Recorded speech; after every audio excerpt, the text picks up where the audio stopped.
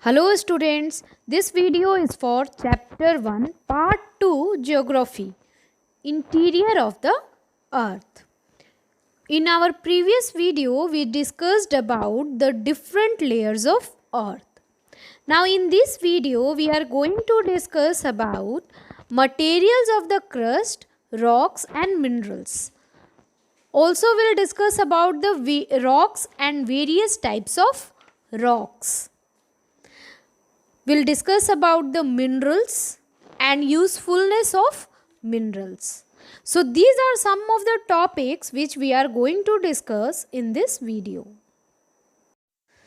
Now the first topic which we have is the materials of the crust, that is rocks and minerals. So the earth's crust or the lithosphere is made up of various types of rocks. And the rocks are made up of minerals.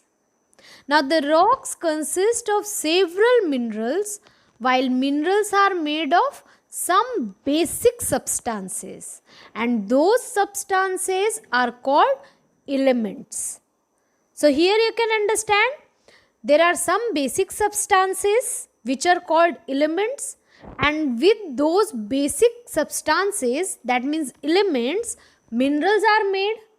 And many minerals together make rocks, and those rocks, various types of rocks, make the earth's crust or the lithosphere.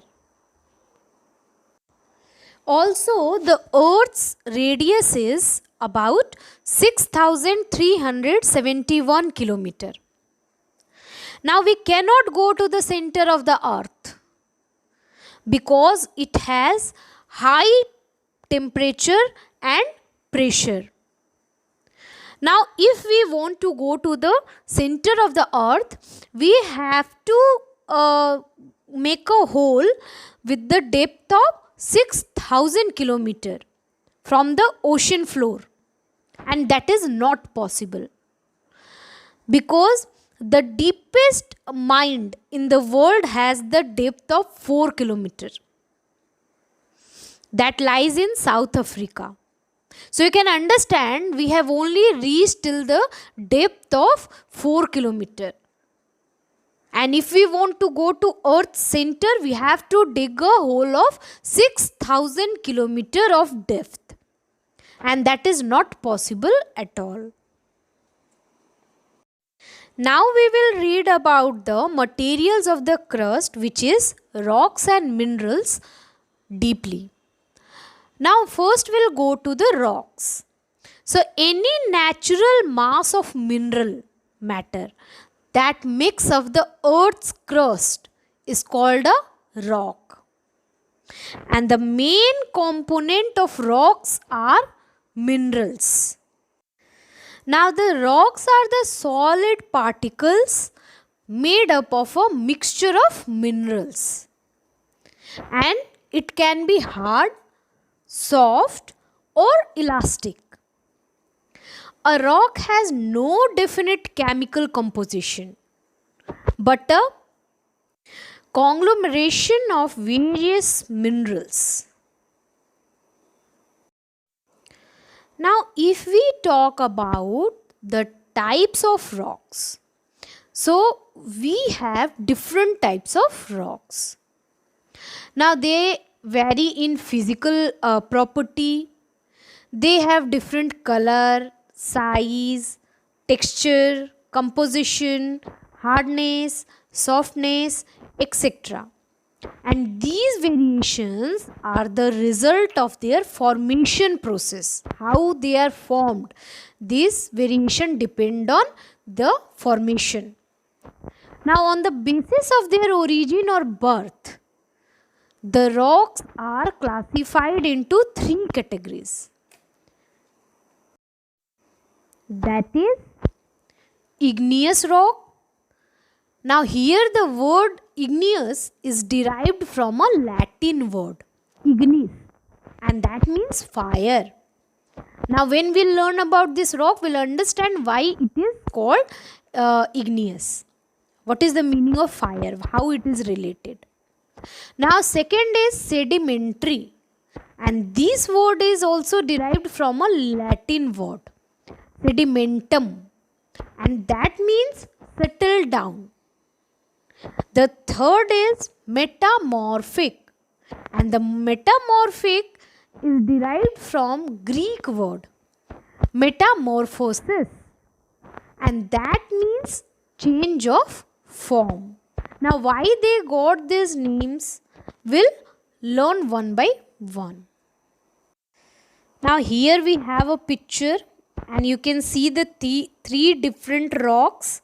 First is igneous, second is sedimentary, and third is metamorphic. So, you can see here the three different types of rocks. Now, here we will learn about them one by one. So, first is igneous rocks, and that is derived from a Latin word ignis, which means fire.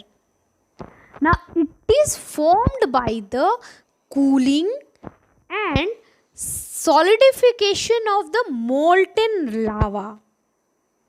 The fiery red hot molten materials inside the earth is called magma. Now, when there is a volcanic eruption, the magma comes out from the interior of the earth to the surface, and that is called lava. When it is inside the earth, that is magma. But after the volcanic eruption, when it comes on the surface, it is lava.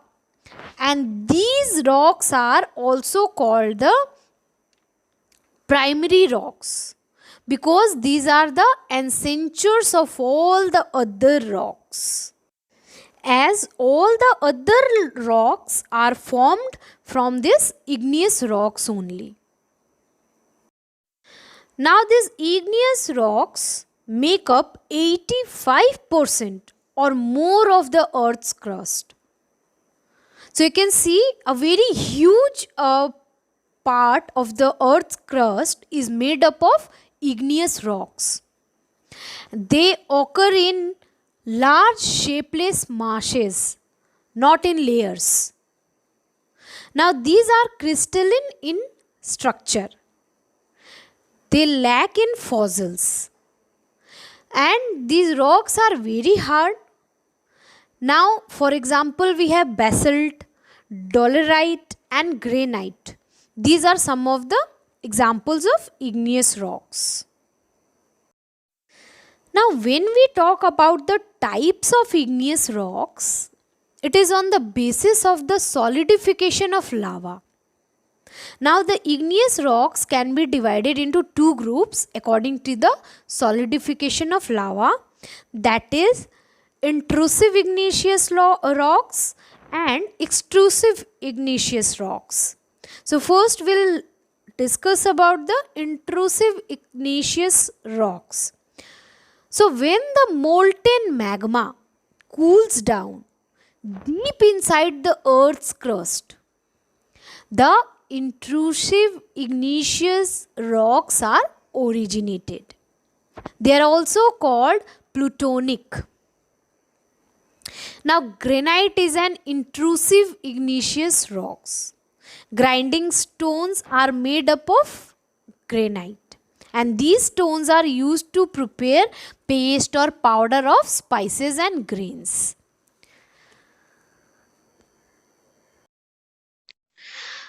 In extrusive igneous rocks, when the molten lava comes on the earth's surface, it cools down and becomes solid to form rocks. That is extrusive igneous rocks. It is also called volcanic rocks. They have a very fine grained structure.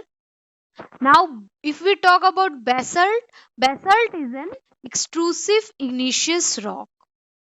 Now, the Deccan Plateau of India is made up of the basalt rocks, and these rocks form black soil, which is the best for the cotton cultivation. So you can see a difference in the formation of intrusive igneous rocks and extrusive igneous rocks. In intrusive igneous rocks, the molten magma cools down deep inside the Earth's crust. It is not coming on the surface. But in extrusive igneous rocks, the molten lava comes on the Earth's surface and cools down. So here is the difference. Now we have sedimentary rocks, and this is derived from a Latin word sedimentum, and that means settle down. Now these rocks are formed by the sediments of other rocks which were broken down through action of various weathering agents. Weathering agents mean running water, wind, glaciers, etc. Now, generally, rocks roll down, crack and hit each other, and are broken down into small particles. And these tiny particles of the rocks are called the sediments. Now, with the passage of time, these sediments transported and deposited by wind, water, etc., and get compressed and hardened to form layers of rocks. Now, these rocks are called as sedimentary rocks. The sediments is deposited in different layers or strata. Thus, these rocks are also called the stratified rocks. Now, sandstone, chalk, dolerite, etc. are the examples of the sedimentary rocks. These rocks are rich in fossils. Fossils are the remains of the dead plants, animals, and other microorganisms that trapped in the layers of rocks. So, if we talk about sedimentary rocks, here they are rich in the fossils. But if we talk about the igneous rocks, they don't have any fossils. Next is metamorphic rocks, and this is derived from Greek word metamorphosis, and that means change of form. Now that rocks have been changed from their original form due to pressure and great heat are called metamorphic rocks. Now, to form the metamorphic rocks, the igneous and sedimentary rocks get changed under great heat and pressure. The process which form metamorphic rocks take place over long periods of time. So here we have some of the examples of igneous rocks which is changed into metamorphic rocks. So we have granite as igneous rocks, and when it is changed into metamorphic rocks it is gneiss. Now basalt changed into metamorphic rock, it is schist. Now coal changes into metamorphic and it is graphite. Sandstone is sedimentary rock, and when it changes into metamorphic it is quartzite. Limestone is sedimentary rock, and when it changes into metamorphic rock it is marble. And clay is also sedimentary rock, and when it changes into metamorphic rock it is slate. Here you can see some of the examples of the different types of rocks. Like igneous rocks we have granite, scoria, pumic, obsidian. In sedimentary rock we have sandstone, limestone, shale, conglomerate, gypsum. Now in metamorphic rock we have marble, slate, quartzite, gneiss. So these are some of the various types of rocks. Now here we will discuss about the significance of the earth's surface. That means importance of the earth's surface. So earth's surface provides base for the shelter. It is abode of both the non-living and the living organisms.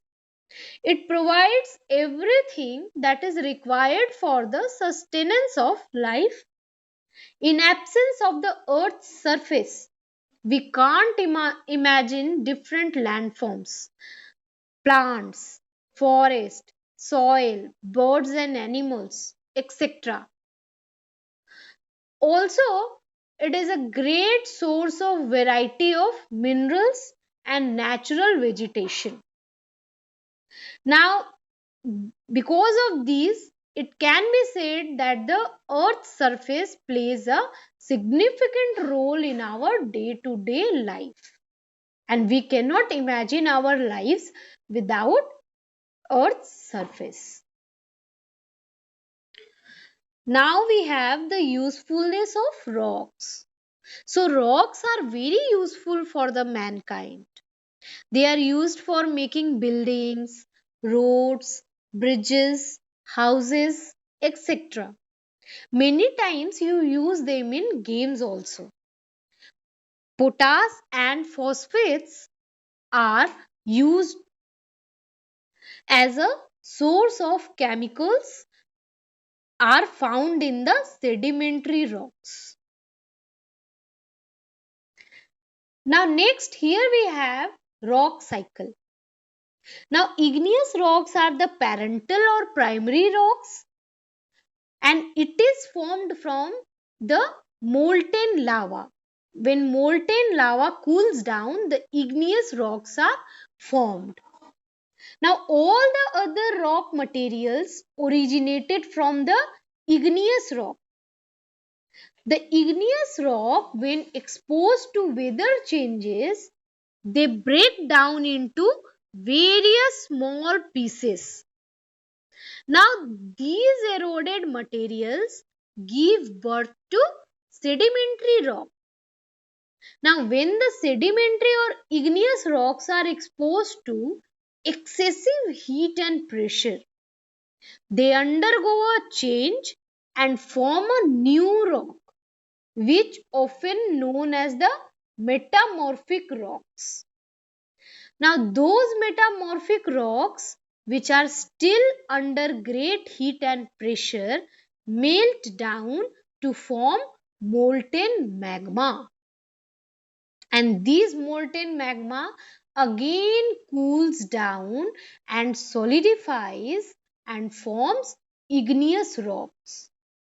Now, if you will see, it started with igneous rocks and again it ends on the forming of igneous rocks.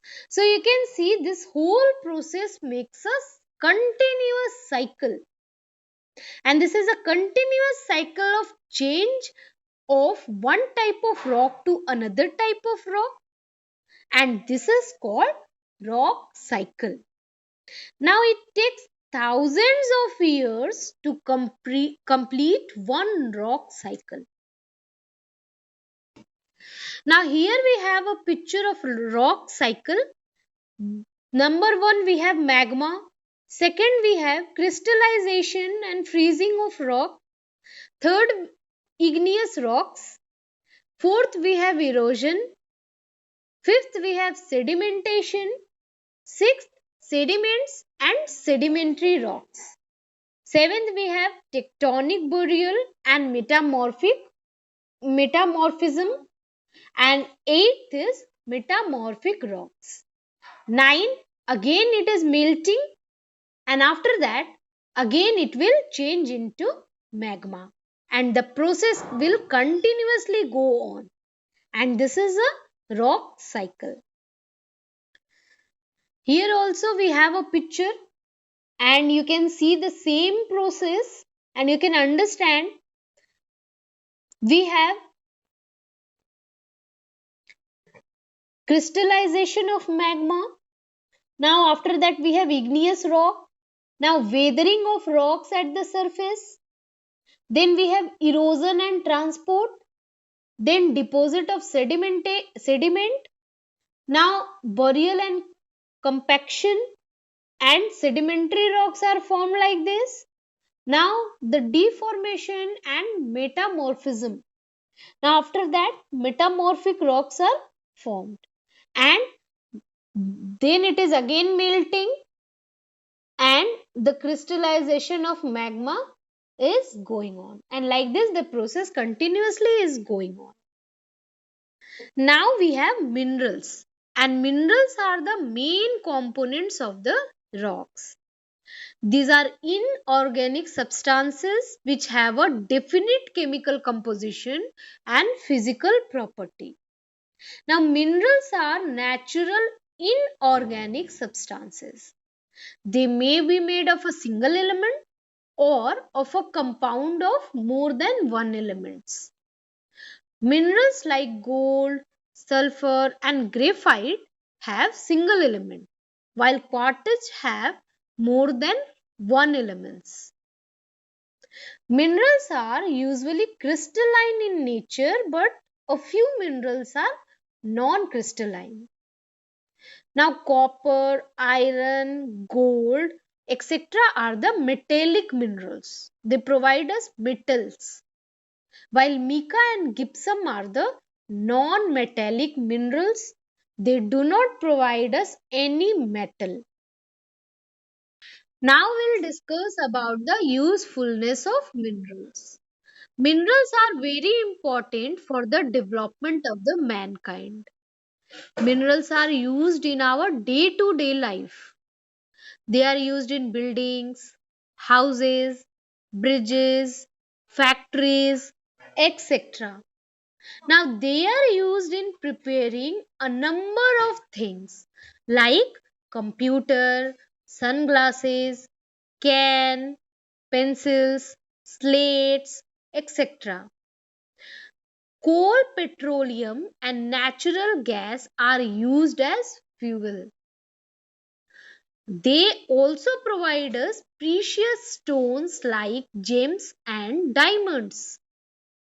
The minerals like iron, aluminium, uranium are used in industries. They are also used in the field of medicines and fertilizers. Thus, you can see it is very useful for us.